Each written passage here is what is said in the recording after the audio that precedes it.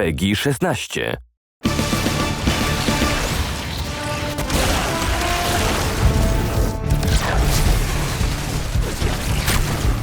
I'm most excited for Strand. That's going to be super epic, just to introduce a new damage type. What's cool about Strand is it can take so many forms. The first time players see some new super action for Strand is going to be really exciting.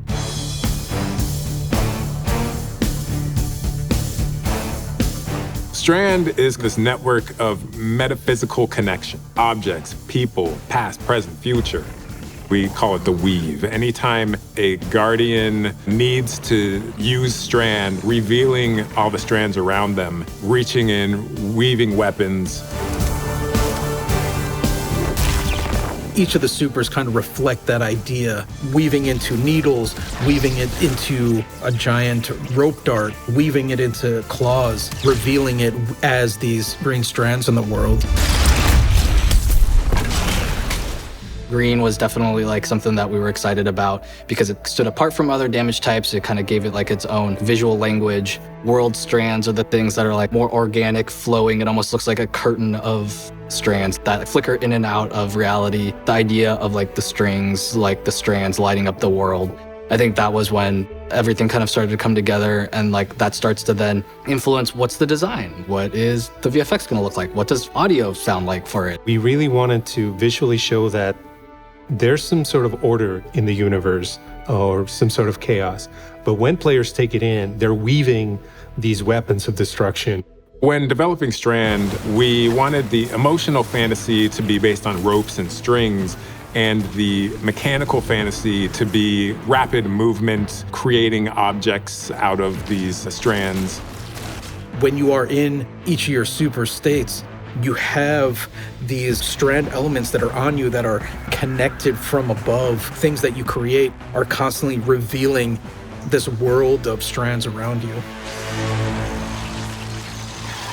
Threaded Spike, the hunter's melee ability, will bounce between enemies until it can't find anymore, and then it will come back to me. If I press the melee button again, as it comes back to me, I will catch it, and that gives me melee energy for the next time I want to use it. As a VFX artist, we came up with this idea of when it goes out, let's put a bunch of additional communication on it to make it look more dangerous, and when it comes back, we don't add that stuff, and it's simpler, and then it feels less dangerous. And then that's when we know that we did it right, when you're not even questioning it. But getting to that point is definitely a challenge. And each one of the strand abilities, I feel like, have these little twists in there.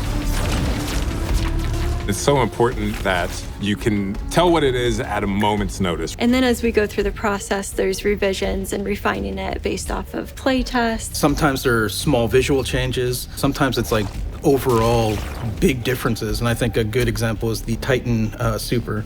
We had this really cool swipe attack that was severing enemies, but it was hard to chase those enemies down. We need a long-range attack for the Titan that is going to enable us to get close with the melee attack and attack them. And Suspend was a natural choice for that. One really cool thing we're introducing with Strand is the ability to suspend combatants. Combatants are lifted up into the air, they're suspended in these strand webs. Their limbs are now like connected to these invisible strands and they are vulnerable. Then you can then start to set up combos on top of that, or even just, I need to take a breath moment. That really gives you and then your fire team members an opportunity to kind of set up 1-2 punch kind of combos. Sometimes you can use it more as utility and provide support for your team. And so I think that's going to create like a lot of opportunities where Strand's going to be valuable no matter what.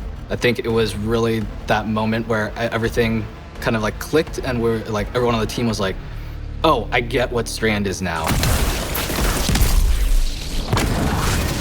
A big part of Strand, looking at the concept art that we tried to clue into, was the idea of cosmic webs. What do cosmic webs sound like? Anything that kind of evoked this feeling of tension and pulling. Things like recording as rubbing on plastics, leather gloves. We would string out a big sheet of plastic wrap and running our fingers along it in really weird performative ways. We actually start taking these sounds and combining them together and creating new things that are starting to sound a little bit more like something that could be put into the game. That's just kind of the fun part of the sound design process that really brings everything together.